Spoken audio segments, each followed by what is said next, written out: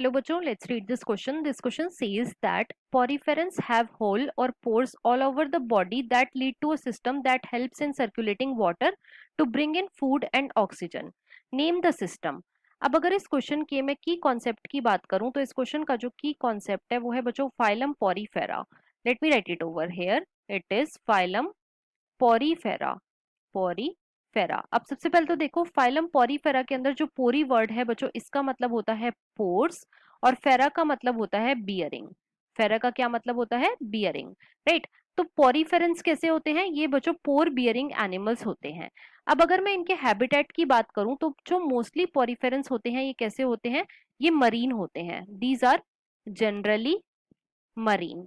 और इनकी सिमेट्री कैसी होती है? तो बच्चों ये मोस्टली एसिमेट्रिकल होते हैं. These are mostly asymmetrical. Right.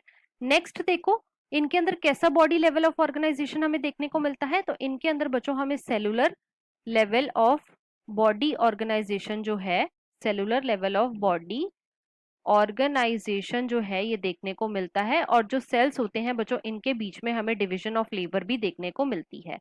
अब जो पॉरीफेरेंस होते हैं बच्चों इनकी बॉडी के ऊपर छोटे छोटे पोर्स प्रेजेंट होते हैं और इन पोर्स को हम क्या बोलते हैं? इन्हें हम बोलते हैं ऑस्टिया. और इस ऑस्टिया के थ्रू क्या होता है कि जो वाटर होता है वो बच्चों इनसाइड द बॉडी आ जाता है. Inside the body.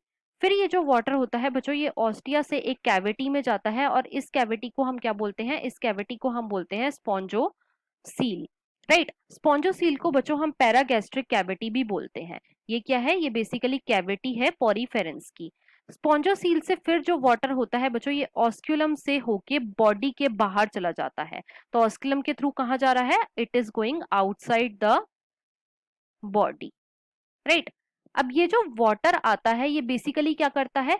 ये बच्चों ऑक्सीजन भी अपने साथ लेके आता है, मतलब कि ये रेस्पिरेशन में भी हेल्प कराता है, साथ ही साथ ये फूड भी लेके आता है. और इस सिस्टम को हम क्या बोलते हैं? इस सिस्टम को बच्चों हम बोलते हैं वाटर ट्रांसपोर्ट सिस्टम.